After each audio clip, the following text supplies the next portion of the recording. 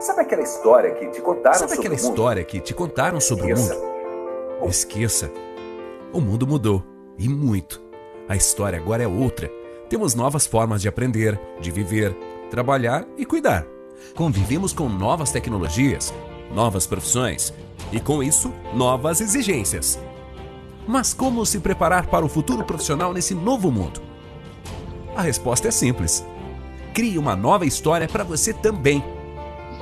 Venha para a Unisa e descubra como ser o protagonista das histórias da sua vida. São mais de 50 anos de tradição, cursos em todas as áreas do conhecimento, unidades bem localizadas e polos em todo o Brasil. Vestibular 2022, inscrições abertas. Unisa é outra história. Acesse unisa.br e saiba mais.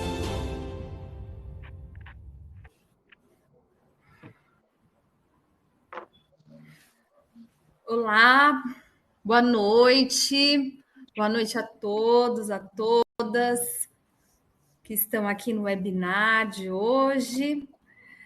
É com muito prazer, né, que nós recebemos a todos aqui neste webinar sobre o mercado de trabalho e a pessoa idosa, a inserção da pessoa idosa no mercado de trabalho. Quero agradecer a professora Lucia, coordenadora do curso da pós-graduação em gerontologia, pelo esse espaço, agradecer também a professora Vera Calvila, que está aqui conosco hoje para brilhantar esse webinar. Então, hoje nós vamos falar um pouquinho sobre esse tema tão importante que é essa inserção da pessoa idosa no mercado de trabalho.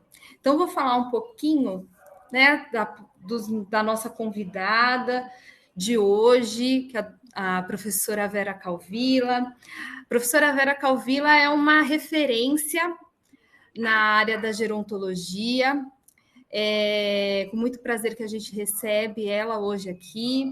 Ela é administradora hospitalar, especialista em gerontologia social pela USP, fundadora da Associação Brasileira de Alzheimer, a ABRAS, e cofundadora da 50 Mais Ativo.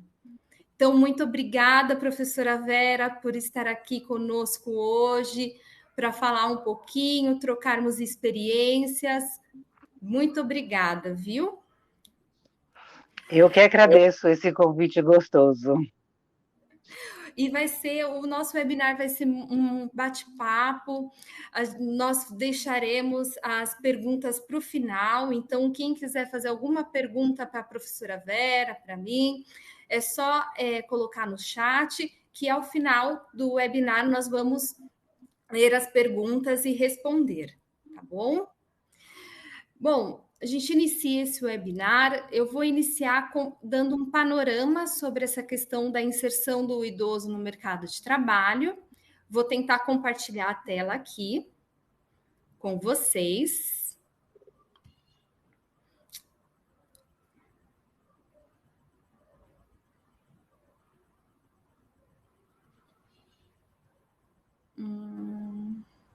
Compartilhar.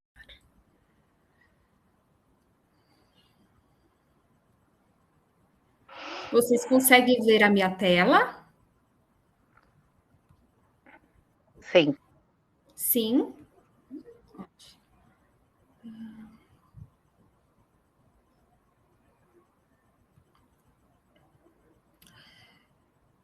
Conseguem ver a tela?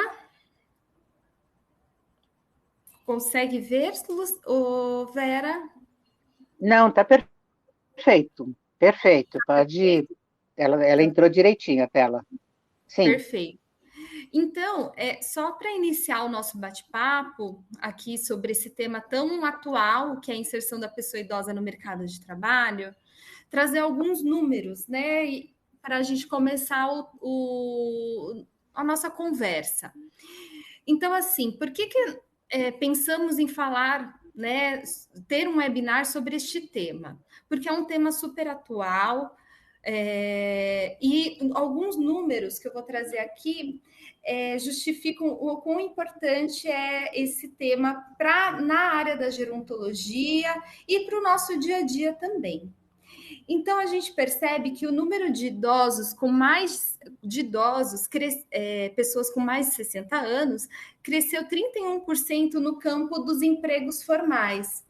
Então, isso indica que os brasileiros eles passaram a adiar a aposentadoria ou então permanecem no mercado de trabalho, mesmo depois deles se aposentarem. E os locais que mais empregam essas pessoas nessa faixa etária, com mais de 60 anos, são os serviços, comércios e a administração pública.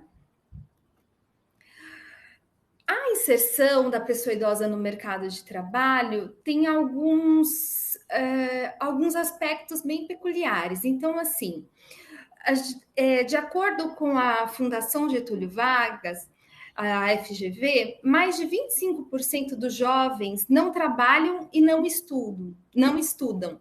Por outro lado, os trabalhadores com mais de 50 anos passaram a sofrer um preconceito etário ainda maior neste mercado de trabalho.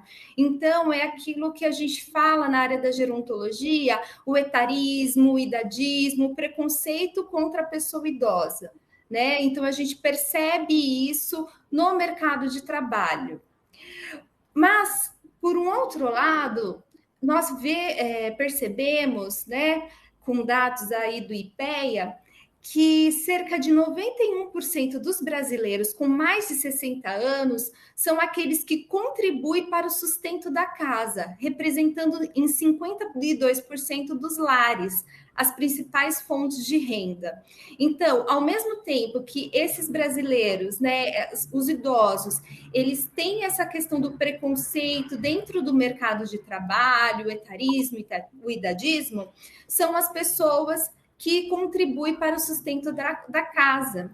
Então, perceba a importância da pessoa idosa no sustento das famílias brasileiras, né? Então, essa dependência financeira que as famílias brasileiras têm em relação às pessoas mais velhas, né? Então, a gente percebe que as pessoas com 60, as pessoas idosas, 60 a mais, se tornaram, portanto, economicamente indispensáveis, né? Por conta dos empregos, a questão da aposentadoria também, né? Que ajuda nesta renda familiar. Quando a gente vê um índice de desemprego tão alto que a gente estamos passando agora, né? Depois dessa crise que nós tivemos com o Covid, e, enfim. Então, a gente percebe o quanto é importante a gente falar sobre essa questão da inserção da pessoa idosa no mercado de trabalho, porque é uma realidade muito latente da nossa sociedade, né? E outros pontos que é importante trazer aqui para a gente refletir antes de conversar, de bater esse papo gostoso com a Vera, é que as pessoas idosas, é importante a gente falar sobre a questão do mercado de trabalho, mas também falar que eles trazem consigo uma formação que os preparava para o emprego onde imperava a hierarquia de comando, controle, horário fixo, aspectos que cada vez são mais obsoletos no mercado de trabalho atual.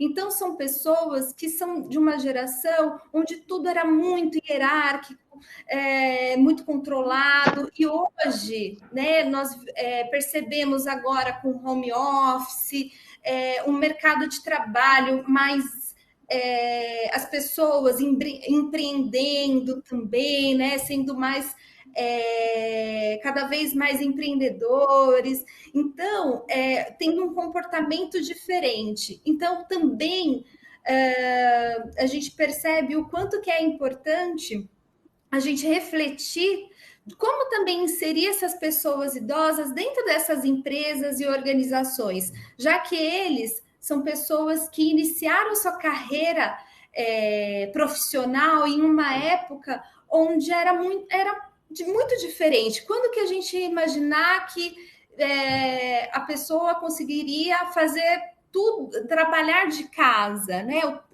Por tanto tempo, fazer tudo que pode fazer no escritório em casa, né? Como que a gente ia imaginar isso há 30, 40 anos atrás, né? A tecnologia nos trouxe muito isso. Então, o que a gente percebe que para inserir também, para falar de mercado de trabalho para a pessoa idosa, né, essa inserção do mercado de trabalho da pessoa idosa no mercado de trabalho, a gente também tem que falar que essas pessoas são de uma geração diferente da geração que nós estamos, né? Então, o que a gente precisa também? Que as empresas, as organizações sociais, o poder público, eles têm o papel de criar programas de reinclusão no mercado dessas pessoas, de qualificação técnica e comportamental também, inclusão digital, que é uma das coisas que é importante também, porque o idoso, né, as pessoas com mais de 60 anos, né, eles viveram em uma época onde quando eles iniciaram a carreira profissional deles, não tinham computador, enfim, não tinha toda essa tecnologia que a gente tem hoje. A questão do planejamento financeiro também, o empreendedorismo, que isso é uma coisa bem interessante, a gente vai conversar bastante com a Vera, tantos idosos que se aposentam e por motivos diversos, ou porque a aposentadoria não é o suficiente, ou porque quer continuar trabalhando, então parte para empreender em uma área diferente ou na área que ele atuava. E a integração geracional, porque também as empresas, as organizações e o poder público têm esse papel de integrar essa pessoa idosa com as outras gerações, né? E essa troca geracional é muito rica, não só para os mais jovens, mas também para os idosos, para as pessoas mais velhas, essa troca geracional que a gente tanto também milita, né, na gerontologia, o jovem e a pessoa idosa trocando experiências, o quanto é importante. E isso, né, e falando tudo isso, dando esse panorama aí sobre a inserção do idoso no mercado de trabalho, eu convidei então, né, a Unisa, convida a professora Vera Calvira, como eu já apresentei, nossa querida administradora hospitalar, especialista em gerontologia social, e é uma referência aí na área da gerontologia. Então, estou interrompendo aqui meu compartilhamento, vamos lá. Deixa eu voltar aqui para a tela. Conseguem me ver agora? Sim, perfeito. Então, dando esse panorama, né, sobre o tema, Vera, eu queria fazer algumas perguntas, um bate-papo mesmo com você sobre essa questão da inserção do idoso no mercado de trabalho. Em primeiro lugar, eu queria que você contasse um pouco da sua trajetória, até você abrir a sua consultoria 50 Mais Ativo, como que você chegou, né, a abrir essa consultoria, o que te levou a fazer isso, a empreender, com quantos anos que você foi fazer isso? Você pode contar um pouquinho para a gente? Conto, lógico. Antes de mais nada, o meu parabéns pelo dia de vocês hoje, o dia do gerontólogo. Eu acho que é uma data extremamente importante, que ela precisa e deve ser reconhecida, e que esse reconhecimento ele começa a ser também mais abrangente para mostrar o que é que o gerontólogo faz, a área de atuação, porque tudo é muito novo ainda, né? Então, a gente está começando agora com essa história do envelhecimento. Começando não, já vem faz tempo, mas parece que esse ano, por causa da pandemia, ficou tudo muito mais forte, né? Então, contar um pouquinho. Como toda família de italiano, eu falo muito, Tatiana, então, por favor, você me corta se eu tiver depois de mais de 3 horas ainda falando, tá bom? Ah, eu tenho uma vantagem muito grande, eu venho de uma família onde as mulheres são muito fortes, e que a minha mãe, por exemplo, apesar de ser uma pessoa assim, muito introspectiva, ela nunca tolerou que a gente falasse eu não posso, eu não sei fazer, eu não consigo. Então, quanto mais a gente falava assim, não, mais ela falava assim, você faz, você consegue, você pode. Então, foi toda uma parte de formação de... Comecei com toda uma parte de formação, e eu me lembro que eu sempre brinco que passei por duas fases. Uma fase onde eu era dondoca, onde eu fiz sociologia e política, numa época muito ruim, naquela época de 60, 70. Parei no último ano, porque algumas coisas aconteceram naquele meio tempo, alguns amigos meus de classe parei de ouvir falar, desapareceram. Parei, fiquei parada durante um ano e pouquinho, e resolvi partir para uma administração hospitalar. Fiz, fiz especialização, fiz uma pós-graduação em marketing, depois eu fiz um mestrado em marketing, sempre na área de serviços da saúde, e nesse meio tempo eu já tinha aberto um escritório, já tinha começado um empreendimento na área de consultoria hospitalar, consultoria e assessoria hospitalar.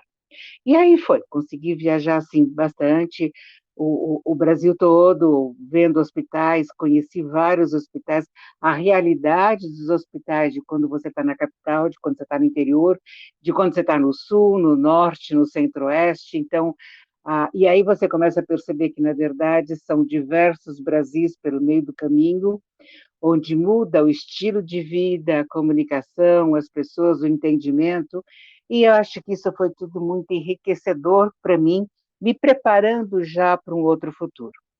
Nesse meio de tempo, em meados de 85, mais ou menos, o meu pai desenvolveu Alzheimer, e o médico que tratava do meu pai, quando foi em meados de 91, mais ou menos, 90, 91, ele falou, vamos formar uma associação de Alzheimer, porque não tinha nada que explicasse para a família o que era a doença, como é que tratava, o que tinha que fazer, quais eram os recursos que existiam naquela época, que nada, nenhum recurso tinha, né? E aí a gente começou uma associação, e aí nesse meio tempo eu fui parando com as minhas consultorias, parando com as minhas viagens e me voltando mais para a área da Associação Brasileira de Alzheimer, que eu considero como sendo um segundo empreendimento. Então, o que houve? Eu vinha de uma área privada, onde você tinha certas facilidades, onde você tinha um certo estilo de trabalhar, de administrar, e de repente você vai para uma área que é de uma associação sem fins lucrativos, que não tem dinheiro para pagar uma conta de luz, uma conta de telefone, e você tem que aprender a fazer projetos, você tem que aprender a trabalhar com voluntários, você tem... E ainda, isso tudo em meados de 91, quando ela começou, onde o voluntariado ainda era conhecido como sendo aquela atividade, não, eu vou porque eu não tenho nada que fazer em casa, então eu vou lá, fico um pouquinho de tempo e pronto. E voluntariado para mim não é isso. Voluntariado para mim é um serviço normal. A única diferença do funcionário de verdade é que o voluntário não tem recebimento monetário, financeiro, e o funcionário tem.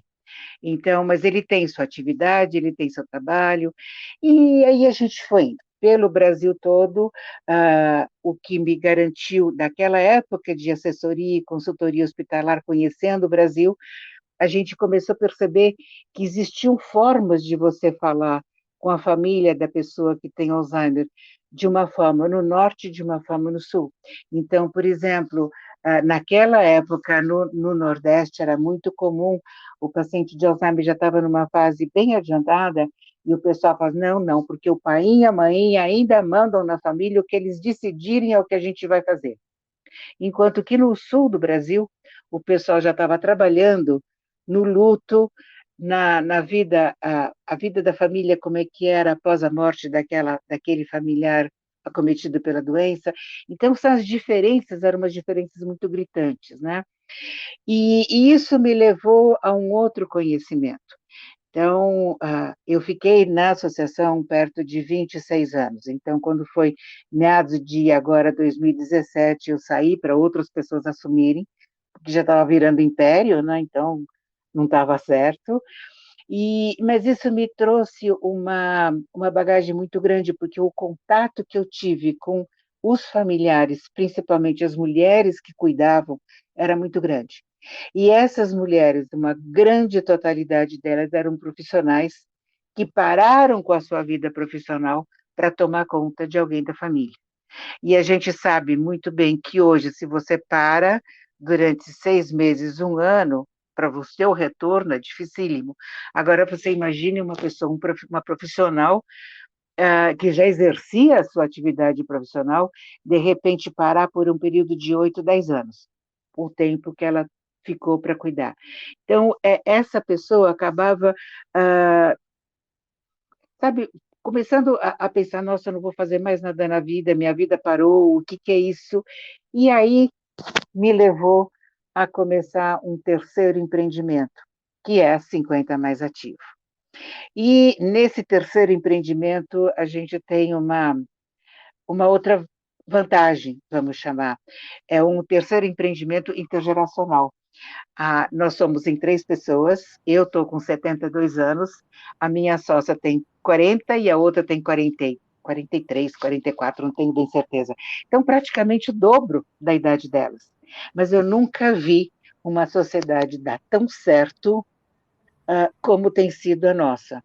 Assim, o respeito pelo ensinamento, pela troca de ideias, por aquilo que a gente já viveu. Eu vivi uma série de coisas, e quando a gente fala em empreendimento na pessoa idosa, é uma coisa bastante interessante, porque você já viveu uma parte da sua vida, você sabe aquilo que dá certo, aquilo que não dá certo, você sabe até onde você consegue se exigir ou não se exigir, você sabe até que ponto você consegue carregar as coisas que vão cair por cima de você. E isso é bom. Então, essa é uma vantagem que eu tenho por cima das duas, mas em compensação, tanto a Fabiana como a Anne, elas têm uma outra vantagem, que é a vantagem que, para mim, é uma das coisas mais difíceis, é a tecnologia. O que o idoso tem que vivenciar e aprender a tecnologia para um momento em que, para nós, o uso da tecnologia, ela surgiu para a gente, para a pessoa da minha faixa etária, quando a gente já estava com seus 30 anos. E hoje em dia você pega meninadinha de 2, 3 anos já mexendo no celular e no notebook, fazendo joguinho. Então, essa parte para a gente foi difícil. E aí é nesse ponto que eu estou. Então, a gente está assim, no meu terceiro empreendimento, e eu brinco que a Fabiana tem 2 filhas, uma de 8, a outra de 6, mais ou menos por aí. E as duas, elas se dão muito bem nessa parte do trato com idosos. Então, elas participam de uma série de atividades com idosos. Então, eu brinco que a gente vai acabar formando uma quarta empresa, onde agora eu vou fazer sociedade com as 2 meninas. Então, e eu acho que isso é uma coisa que, para mim, Tatiane, quando você começa a falar que eu sou exemplo alguma coisa, eu não me sinto disso, sabe? Porque eu acho que eu estou aprendendo cada vez mais. E enquanto eu estiver aprendendo, eu estou viva. Então, eu estou ali trabalhando e aprendendo. Ainda não consegui aprender a jogar xadrez e nem dançar tango. São as minhas, assim, os meus desafios, mas eu ainda vou conseguir, não sei quando, mas vou. Mas eu acho que quando você coloca sabe, um objetivo, uma meta na tua frente, e você vai indo e você vai vendo que cada vez que você alcança aquela, surge um desafio diferente que você tem que vencer aquele desafio para subir um pouquinho mais. Então, é uma trajetória que eu acho que é uma trajetória que eu gosto, que eu aprendi bastante, que eu tive coisas muito positivas. Lógico, também tive muitas coisas negativas, muitos tombos, muitas contrariedades, muitas decepções, mas tudo isso faz parte do enriquecimento. As coisas boas foram muito maiores do que as coisas ruins. E Vera, e é muito interessante você trazer, porque toda essa sua trajetória, porque o que você fala é que por conta de uma dor que você percebeu dentro da associação que você fundou, da Brás, você fez um novo empreendimento, né? Que é essa consultoria 50 Mais Ativo. E, Isso. e o que você traz também, que é muito interessante, é essa questão dessa troca intergeracional junto com as duas outras sócias, né? Isso é muito bacana. E o quanto que a pessoa mais jovem pode ajudar a pessoa idosa nos desafios da tecnologia e em outras coisas que a pessoa idosa pode, né? Você com a sua resiliência aí, por ter passado por tantas coisas, isso é muito bacana aí na sua fala. Gostei muito. E Que bom. Vera, na sua trajetória, você sentiu algum preconceito em relação à idade? Quando você fala que você é uma empreendedora, né? Você está num empreendimento novo. Você sentiu algum preconceito falando, nossa, mas você está como empreendedora? Teve isso em algum momento ou não? Foi recebida bem sempre? Como que é isso? A gente tive sim alguns problemas mais relacionados, no comecinho, mais relacionados com o sexo, pelo fato de ser mulher, Aham. e enfrentar, levantar a cabeça, enfrentar, ir em frente, fazer alguma coisa. Falei para vocês que eu trabalhei durante muito tempo nesse começo na área de consultoria, eu dava muita aula. E às vezes, então, e era uma aula de um curso que era dado por uma associação e que ele era itinerante, ele pegava o Brasil como um todo dentro da administração hospitalar, né? E exatamente dentro desse curso, eu era a terceira, não, quarta professora mulher. Na minha frente vinham só professores homens. Então, quando eu chegava ali para dar uma aula, às vezes era um pouquinho, dependendo do lugar onde eu estava, era um pouquinho difícil isso, o fato de ser mulher. Aí depois passou um pouco, começou a melhorar um pouquinho, né? Aí vem naquela de idade. Mas você já não está aposentada? Por que você não sossega o facho? Por que você não fica em casa? Por que você vai fazer o quê? Mas a gente sabe que hoje em dia, primeiro, que viver de aposentadoria é um sonho que, para nós brasileiros, não dá certo, né? Então, você tem que ter um primeiro, um segundo, um terceiro emprego. E segundo, por que eu vou parar quieta? Sabe, o que que tem? A idade, ela pode me trazer algum inconveniente. Por quê? Porque eu não estou subindo mais a escada de 2 em 2 degraus, como eu fazia antigamente. Eu não consigo mais cruzar uma piscina como eu fazia. Agora eu faço só nada de profundidade. Já não consigo fazer nada na reta, eu vou mais na vertical. Então, sabe, eu acho que essas coisas, elas são normais de acontecerem, mas fora disso, e como faz muito tempo que eu estou nessa parte de trabalhar com idoso, então se alguém fala alguma coisa relacionada com a idade, a Tatiana, para dizer a verdade, eu nem percebo, sabe? Aquela tal história de que nem bate no teu ouvido, bateu aqui, foi para fora. Não ligo muito, não. Mas existe sim, quando você está trabalhando ou você vai num lugar onde você vê que tem pessoas que não estão envolvidas na área da geronto, onde são pessoas assim totalmente separadas, que nunca tiveram contato tanto com pessoas idosas, ainda acham que o idoso é aquela pessoa coitadinha, que já viveu bastante tempo, que tudo tem que ser falado no diminutivo, que, sabe, então, algumas vezes eu chego, tinha um cardiologista que eu levava a mamãe, que ele falou assim, ai, como é que a senhora tá? Vem sentar aqui na cadeirinha, vamos ver como é que tá a tua pressãozinha, a senhora tomou vitaminazinha? Então, aquele negócio vai subindo aqui, sabe? Quando te sobe um sangue para você estourar. Então, ainda tem gente, por incrível que pareça, ainda tem profissionais da saúde que usam muito o diminutivo para tratar do idoso. E ainda continuam achando que a pessoa idosa é aquela pessoa que já deu o que tinha que dar na vida e agora está na hora dela sentar na rede, pegar um cachimbo, uma revista e ficar. A gente sabe que não é isso. A gente tem hoje, como você falou na tua fala inicial, você tem idosos hoje que estão tomando conta de família. Se não é o idoso, aquele filho que está casado e desempregado, ele não tem como sustentar os filhos. Então, o avô que está sustentando os netos. Então, tem muito disso ainda, a gente sabe disso, a quantidade de pessoas que estão nesse meio caminho, né? Mas está diminuindo, viu, Tatiane? Está diminuindo um pouquinho o preconceito. A gente teve uma batalha vencida agora bastante grande, quando a Organização Mundial de Saúde tinha definido velhice como tendo o seu código, o seu CID. Então, isso significa que eu já estou doente. Se tivesse ido para frente esse código, então eu já estou com alguma doença grave, pelo menos há 12 anos, né? Com 72, com 60 eu já sou considerada doente, então já estou assim.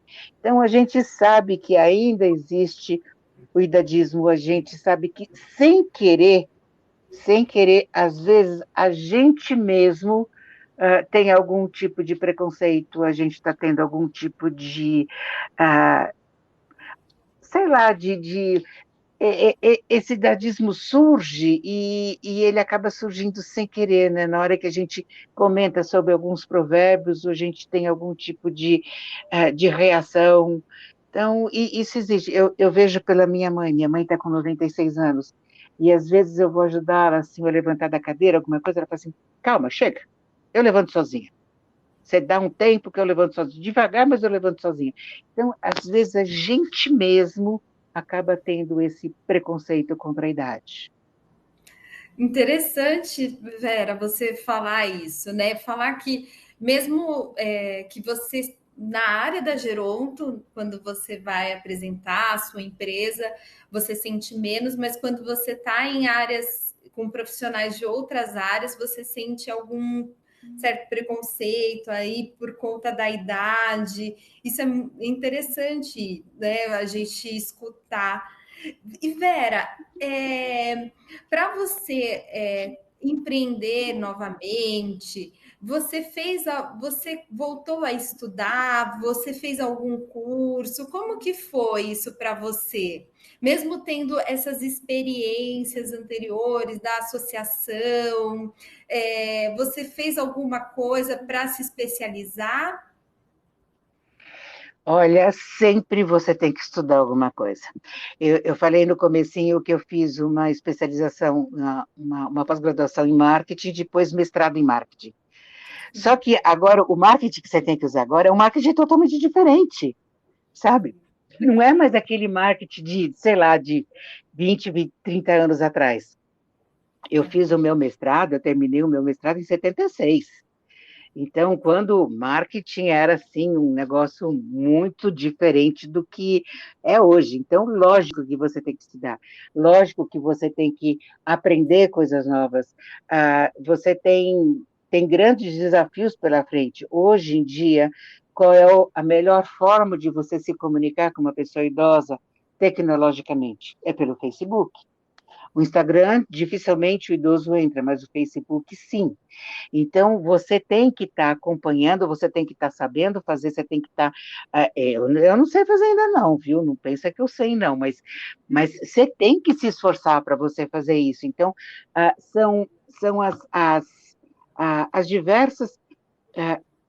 As diversas facetas de como é que é a tua administração hoje, né? Eu tive uma facilidade muito grande, quando você falou também no comecinho, de que o idoso, hoje em dia, uma empresa, ela tem que prestar atenção nesse idoso que entra novamente para a área de trabalho, porque é um idoso que veio de uma estrutura bem estruturada, né? Eu tive uma facilidade muito grande. Já no meu primeiro empreendimento, eu sempre utilizei aquela estrutura organizacional circular, onde você não tinha aquele chefe, depois um subchefe, depois alguma coisa. Era uma coisa assim que todo mundo sentava, participava, e então ali era aquela rodinha, você juntava as cadeiras, um de frente para o outro, e lá ali não interessava se um era diretor e o outro era a copeira, então todo mundo tinha que falar aquilo que achava da empresa, porque para mim a empresa ela é a união de todas as pessoas. Todas as pessoas contribuem para o sucesso daquela empresa, para o sucesso e para o fracasso daquela empresa. Então, todo mundo tem alguma coisa para contribuir. Então, esse ponto, para mim, foi muito importante, porque eu não tive nenhum tipo de dificuldade vindo para cá, assumindo esse terceiro empreendimento, que eu sempre agi dessa forma, né? Então, isso foi muito bom. Agora, ainda existe uma série de coisas que você tem que estar estudando e reaprendendo. Então, a forma que você se comunica com o público também mudou, o jeito como você fala, a terminologia nossa mudou muita coisa. Então, hoje você tem que tomar certo cuidado quando você comenta, quando você fala algumas palavras que toda a vida fizeram parte do meu vocabulário, só que agora elas estão com uma outra conotação. Então, se de repente, no meio de um grupo, de uma reunião, você fala uma palavra errada, você acaba fazendo com que tua empresa comece a ser vista de uma forma errada também. Então, eu acredito que você nunca para de estudar. Da mesma forma como dentro da Associação de Alzheimer, e até hoje, no meu contato, a gente continua dentro da 50 mais ativo, a gente tem duas áreas, uma área chamada Poderosamente, que é o guarda-chuva, onde debaixo dele tem todos os cursos que a gente faz, e há uma outra área chamada Pausa no Cuidar, que nessa Pausa no Cuidar é aquela onde eu brinco que eu sou governanta, eu chego na casa para você estar assim, montando a casa para atender uma pessoa que tem algum tipo de problema, seja demência, alguma outra dificuldade, você vai junto com aquela pessoa que cuida, que quase sempre é uma pessoa idosa também, você organiza uma série de coisas, né? Com a pandemia toda, a gente deixou de fazer isso, e a gente faz um bate-papo, um encontro semanal com as famílias, com familiares de pessoas com demência, né? Então, você está sempre aprendendo e você está sempre tirando coisas positivas disso. Então, quando alguém fala para mim, eu já sei tudo sobre Alzheimer, aí falar, sinto muito. Então, você estava merecendo ganhar o Prêmio Nobel da Medicina, porque hoje em dia ninguém sabe tudo sobre nada. Então, você está sempre aprendendo. Então, eu não confio em alguém que fala para mim, já sei de tudo. Não sabe. Sempre tem uma coisa para aprender. Para aprender. A Sempre. sua fala, Vera, traz muito o conceito de envelhecimento ativo, né? Que o Sim. nosso professor, o doutor Alexandre Kalash, traz, que é o conceito, os pilares, né, desse conceito de envelhecimento ativo, que é saúde, participação, segurança, educação ao longo da vida, né, a importância da educação ao longo da vida, como parte do envelhecimento ativo. Então, você é um envelhecimento ativo em carne e osso, Vera. Isso é muito bacana. Muito bom mesmo. Mas olha, eu tenho que perseguir meu objetivo, né? O meu objetivo é chegar até depois dos 110 anos, então eu não posso parar agora nos 70, eu ainda tenho mais de 40 anos pela frente, então tem muita coisa para fazer, muita coisa para aprender. Por isso que eu falei para você, eu ainda vou aprender a dançar tango.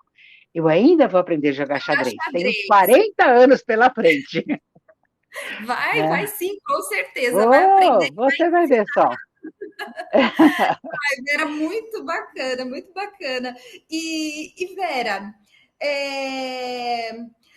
eu queria que você falasse um pouquinho, eu acho que para os estudantes também, né? Porque esse nosso webinar, ele tem muitos estudantes, muitos profissionais que estão querendo estudar, entender um pouco melhor a gerontologia. Queria que você desse um recado aí para esses estudantes que desejam trabalhar nessa área. Você que é uma pessoa que está nessa área há muitos anos.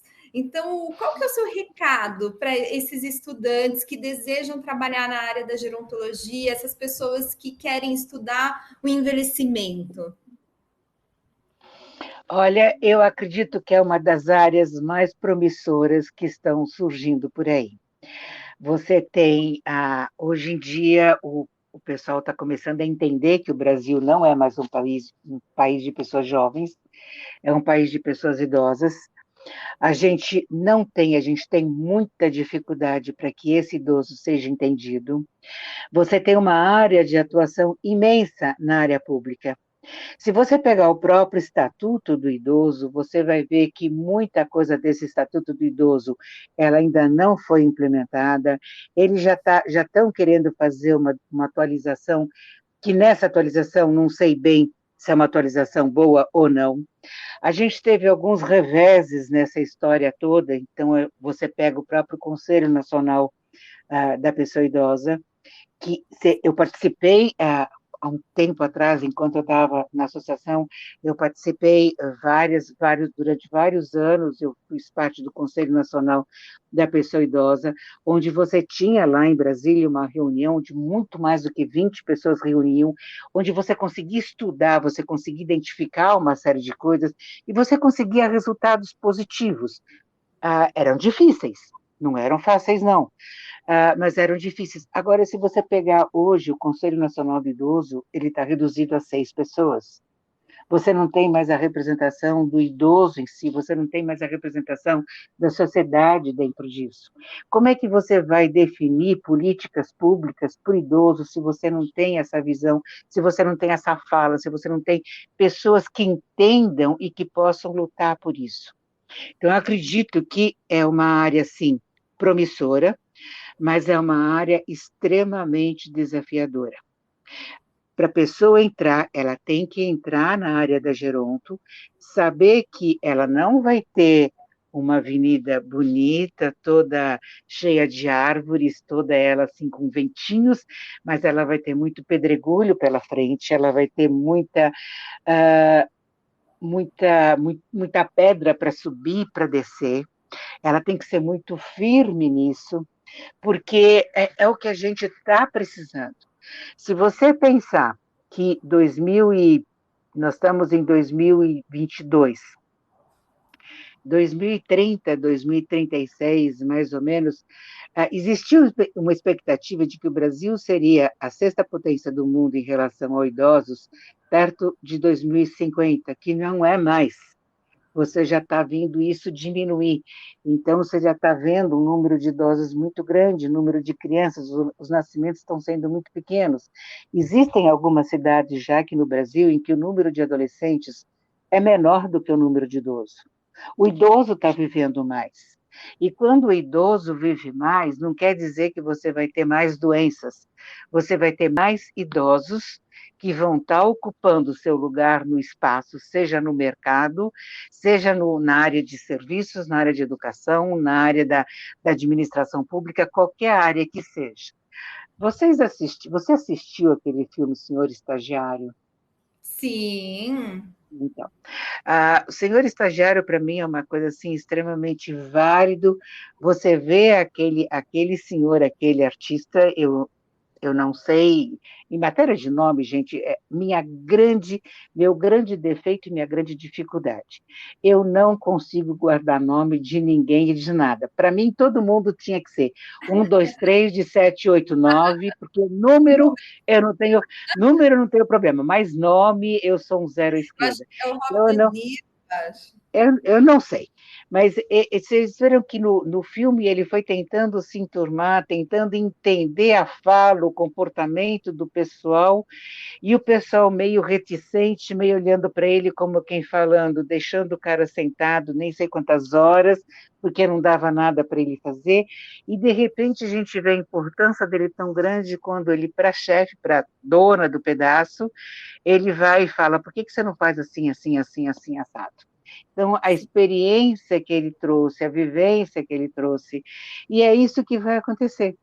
E é por isso que essa área de Geronto, então, eu gostaria que a gente tivesse muito, muito, muito, muito mais pessoas fazendo gerontologia, fazendo especialização, sabe, indo para frente, levantando, dobrando a manga da camisa, levantando ali, vamos, regaçando as mangas e vamos embora. Vai ter sofrimento? Vai. Mas se você juntar, vamos pegar a gente aqui, tem você, da área da Geronto, tem a professora Lucy, que também da área de Geronto, e comigo. Se nós 3 nos unirmos e a gente começar a divulgar e começar a criar formiguinhas. Então, se eu criar duas e você duas e a professora mais duas, nós já vamos ter 6. Se essas 6, por sua vez, criarem mais duas, então é um crescimento imenso e que a gente está se dando a mão. A gente vai estar, o gerontólogo, ele tem que estar, o especialista, o gerontólogo bacharelado, o especialista em gerontologia, seja lá o nome que for, mas dentro dessa área da gerontologia, ele não tem que brigar com a pessoa que está do seu lado. Ele não tem que... Brigar, que eu falo, assim, aquelas discussões de... Toda discussão é boa, né? Mas é aquela discussão que traz resultado positivo. Se a gente se der a mão, a gente vai conseguir mudar muita coisa. E a gente vai precisar ter mudança, sim, porque essa turma de idosos que estão vindo aí pela frente, eles são pessoas, e aí eu me coloco nesse ponto também, nesse universo junto com eles, são pessoas que trazem questionamento, que vão exigir do gerontólogo uma posição firme e vão cobrar de vocês. Vocês vão ser as nossas vozes e a gente vai cobrar de vocês um posicionamento. Vera, eu acho que nessa tua fala, o que me marca muito é essa questão do protagonismo, né, que você traz no Conselho Federal, enfim, que está tão reduzido e antes tinha tanto a sociedade civil, os idosos tinham um assento maior, né? Então, eu vejo assim que quem trabalha nessa área da gerontologia precisa escutar os idosos, né? É um dos princípios, né? E é por isso também que essa live está sendo feita. Você é a nossa convidada tão especial, porque como falar, né, da inserção do idoso no mercado de trabalho, na inserção da pessoa idosa no mercado de trabalho, trazendo somente números frios.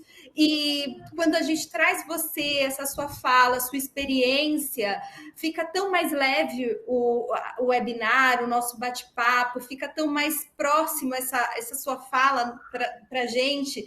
Então, assim, eu vejo que trabalhar com a pessoa idosa é você dar voz também para essa pessoa idosa e a pessoa idosa ser o protagonista, né, desse envelhecimento. Então, assim, ter você hoje aqui é muito importante e o que você trouxe, nenhum livro poderia trazer, né? Essa tua experiência de vida, essa tua trajetória. Então, assim, agradecer muito mesmo a tua participação aqui, Vera. É muito bom mesmo te escutar. Eu já tinha escutado você. Bom, eu conheço você pessoalmente, em palestras, mas é sempre bom escutar novamente você, viu, Vera? Muito bom mesmo. E, Vera, Não, eu aqui, desculpa, eu só vi aqui uma pergunta no chat. Deixa eu até ver, que eu fiquei de falar para você, né, sobre as perguntas. Deixa eu ver aqui, a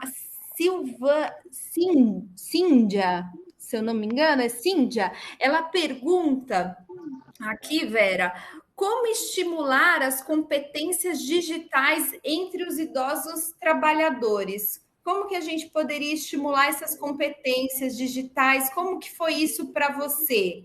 Você fez algum curso? Teve essa troca aí com as suas sócias? Como que foi? Bom, na parte digital, quando você fala naquilo que são os programas básicos do Office, por exemplo, Word, Access, Excel, isso para mim não tem problema, eu domino porque meu trabalho, eu sempre trabalhei com isso, né?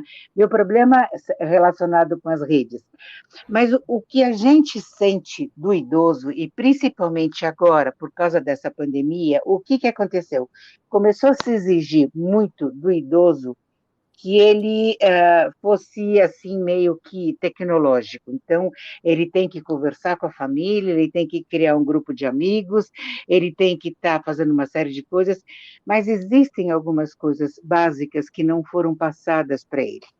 O que, que é o celular? Até que ponto que eu posso exigir do meu celular? Eu posso colocar 5.000 nomes? Eu posso ter...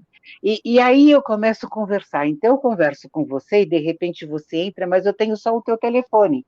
Como é que eu vou identificar você, que você é a Tatiane, e que você não é o número do telefone? Sabe?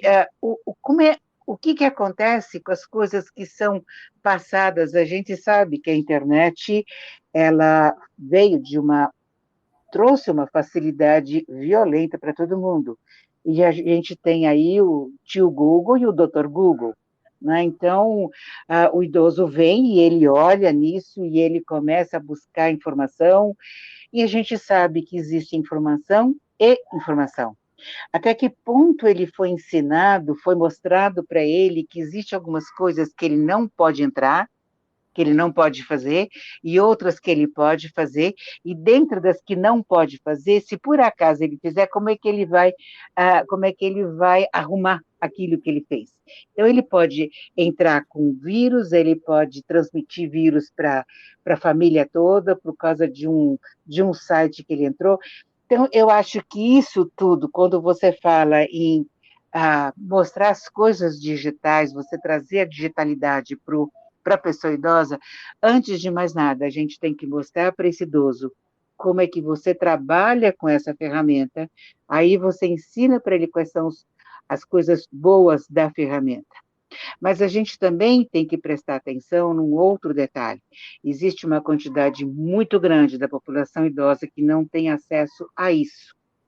E hoje em dia, qualquer coisa que você queira, então você vê aquela propaganda do Tribunal Superior Eleitoral, que ele fala que você pede comida pela internet, você não precisa mais ir no banco, você pega dinheiro, você paga a conta pela internet, você faz isso pela internet. E quem não consegue fazer isso? E o idoso, quando entra no banco, que fala, agora você fica ouvindo uma musiquinha. Não precisa de banco. Pega um plano de saúde. Tá? O cara quer marcar uma consulta. Então, para ele conseguir marcar uma consulta, meu Deus do céu, é como se ele estivesse assim, descobrindo como é que funciona sei lá, o túmulo de Tutancâmon, porque não é possível, você não entende disso, você conversa com uma máquina.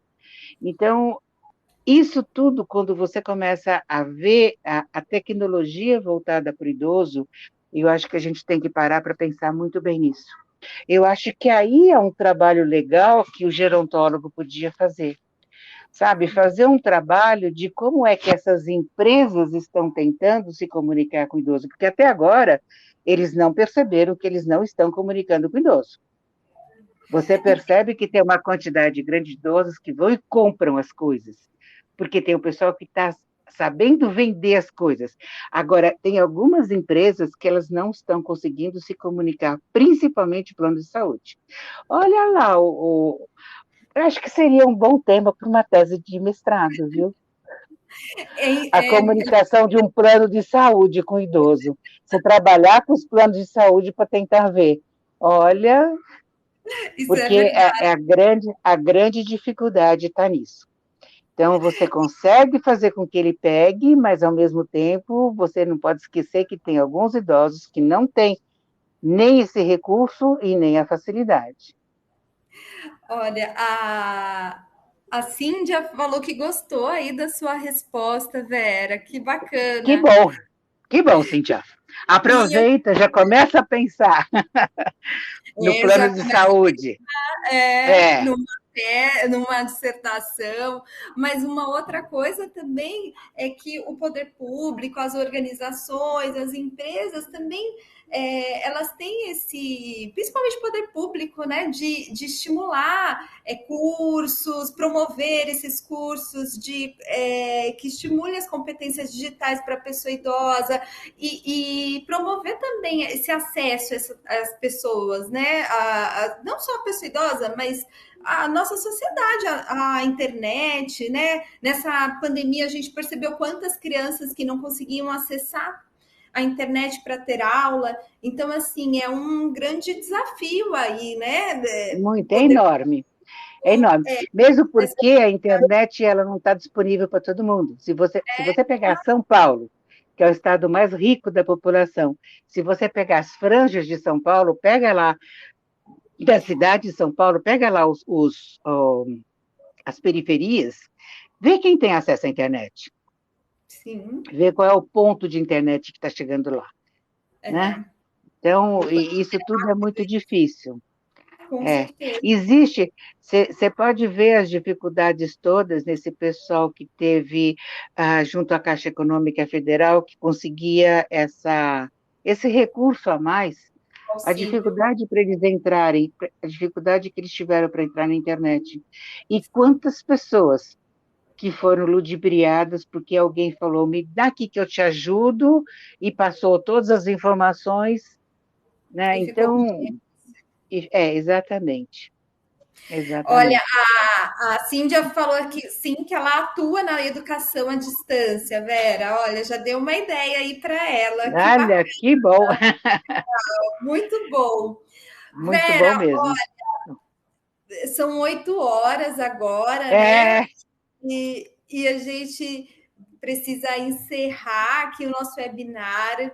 Quero agradecer muito, mas você, a sua presença mais uma vez, agradecer a todos que estão. Mas eu quero também chamar a professora Lucy para fazer o encerramento aí da nossa webinar e falar um pouquinho com a gente. Professora Lucy.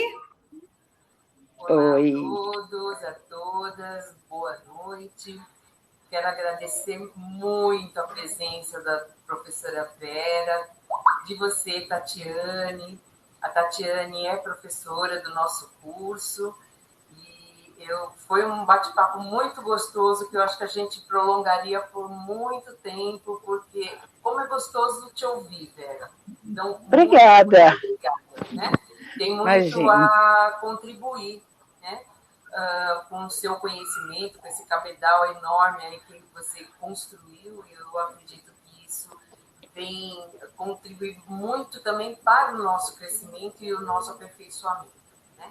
Então, para encerrarmos essa nossa live, essa nossa webinar, eu gostaria de apresentar para todos que estão participando o nosso curso de pós-graduação em gerontologia. Eu sou nutricionista por formação, eu coordeno o curso de nutrição aqui na Unisa, tanto na modalidade presencial quanto no EAD, e também estou à frente da coordenação desse curso de pós-graduação em gerontologia, porque eu tenho meu mestrado nessa área.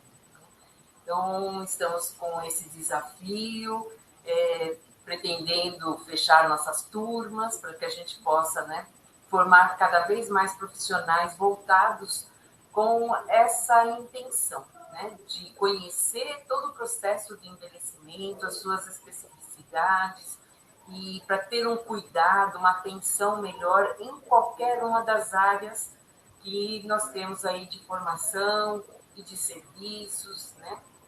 Então, a nossa pós ela é multiprofissional, qualquer profissional formado no ensino superior pode se inscrever. Ele acontece tanto presencialmente quanto na modalidade EAD. No EAD tem uma vantagem grande, porque em 6 meses vocês conseguem concluir o curso, né, e estar diplomados, e no presencial nós temos um período de 12 meses de curso. Né? Então eu deixo aqui o meu convite para que vocês façam inscrição, e nós vamos aprofundar tudo isso que foi falado aqui hoje, né? Porque a gerontologia é uma ciência multidisciplinar. Então, nós vamos fazer abordagens psicológicas, do serviço social, da área da saúde, né? Então, a gente fala com fisioterapeuta, fala com nutricionista, na área, né, de saber as síndromes geriátricas, conhecer, né, todo esse lado mais voltado para a saúde do idoso. Então, é um curso bastante dinâmico, né? Então, a professora Tatiane é uma das professoras desse curso. Então, deixo aqui o meu convite e faço votos de poder encontrar, né, todos que estão aqui participando. E quem sabe a professora Vera estará conosco aí em algum momento, né? Vai ser um prazer. Vai ser um prazer enorme. Tá bom. Então é isso, gente. Muito, muito obrigada a todos. Né? Tenham uma boa noite, um bom descanso daqui para frente. E vamos continuar na nossa jornada. Isso. Obrigada, Gil. Obrigada. Uma boa noite para todos. Boa noite. Boa noite. Tá. Obrigada. Obrigada. Tchau, tchau.